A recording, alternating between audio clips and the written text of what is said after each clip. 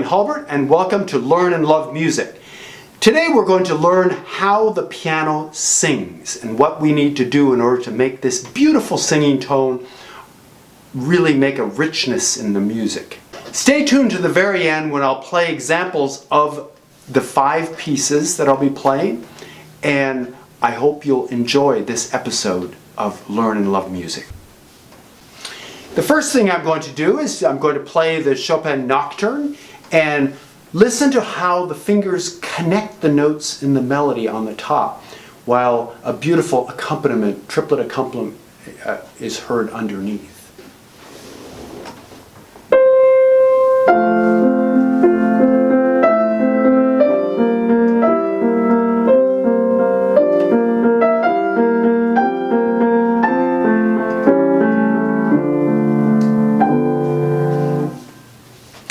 The other thing that's interesting about a long tone is that sometimes when you hold a long note, when it dies, as I do in this section here, when I do,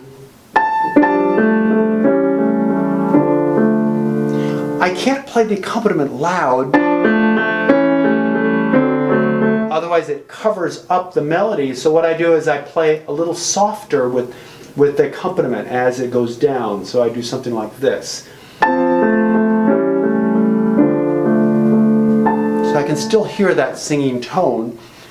So that's really important on the piano. The one thing about the piano is different than any other instrument. The tone always dies away. So that's why we have to listen very carefully to the accompaniment. Next, we're going to talk about another type of accompaniment and melody. In Liszt's Liebestraume No. 3, a very famous piece, we have the melody on the inside. So we say that it's in the tenor voice. Instead of being up here with the Chopin Nocturne, it's going to be down on the inside. And the accompaniment going to be on the top. This is a really popular way of doing arrangements, especially with Franz Liszt in the middle of the 19th century. He would hide the melody underneath, which is a very special effect. So you're going to hear that a lot in this piece. And also, when I do that melody, I have to always be listening to it, just like I was listening when it was on the top.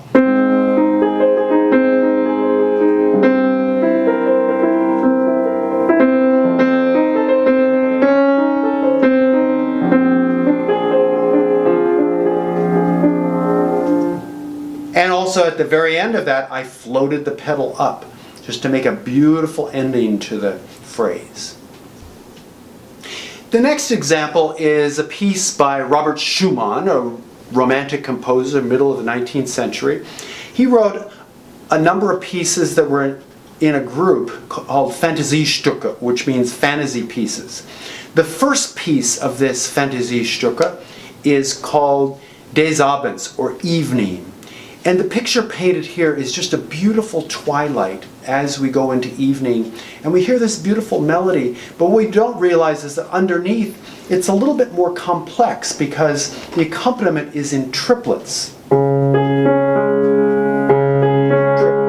triplet. And what he does is he winds the triplets underneath the beautiful melody on the top. So let's listen to those two melodies together, or the melody and the accompaniment.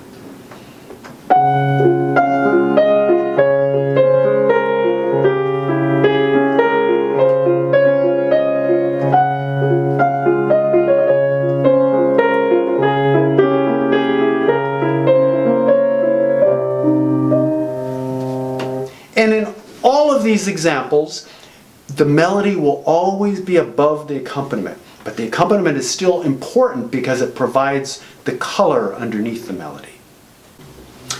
The next example is by the composer Ludwig van Beethoven, probably one of the most famous composers of the 19th century. In his Pathetique Sonata, which means passionate, and it doesn't mean pathetic, passionate, like full of wonderful expression. In this slow movement of the Pathetique Sonata, he changes the mood. The first movement is in C minor, dark, and this middle movement is beautiful. It's in a major key. It's an A flat major.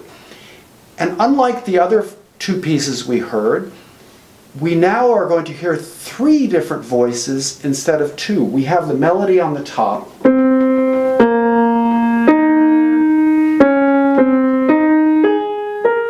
And we have the accompaniment in the middle with 16th notes. It sounds like this.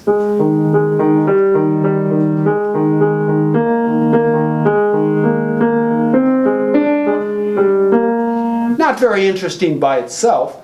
And also we have a bass line.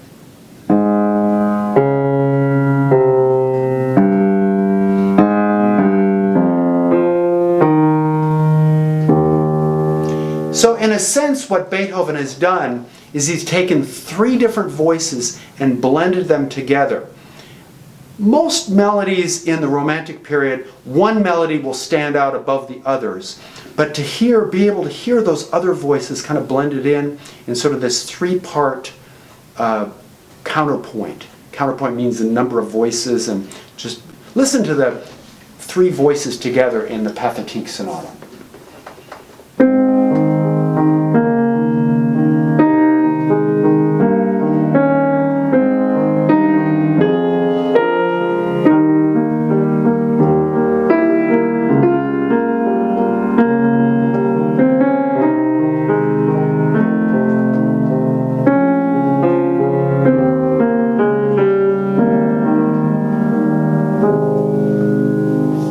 One of the most beautiful melodies ever written.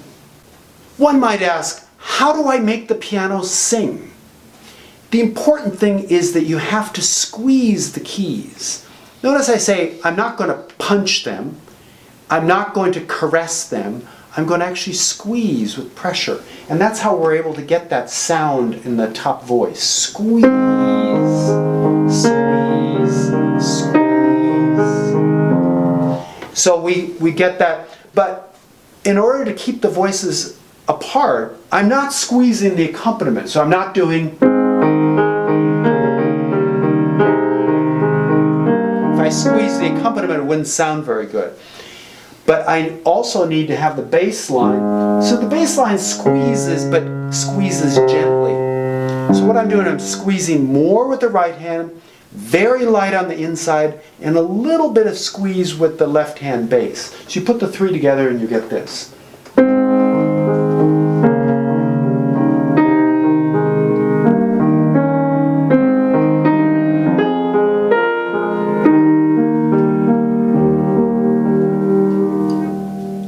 The last example is by Maurice Ravel, impressionistic composer. In his piece called Sonatine, he has a three-movement, kind of like the Beethoven, three-movement piece, but instead of calling it sonata, he calls it sonatine, which means like a little sonata. Here, he's using the same techniques that Beethoven used. You having a melody on the top that sings and squeezes, squeeze, release, and accompaniment in the middle. Put that with the right hand, you get this squeeze, light. Hear the two different voices. And Ravel does something a little different than Beethoven. He copies the melody in the left hand, so you actually hear two melodies between the left hand and the right hand. So it's...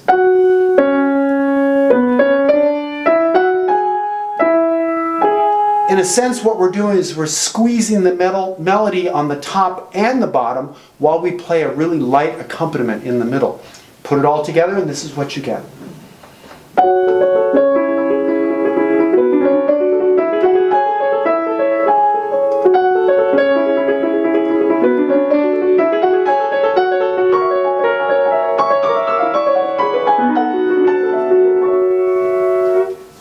So those are 4 ways we can make the piano sing.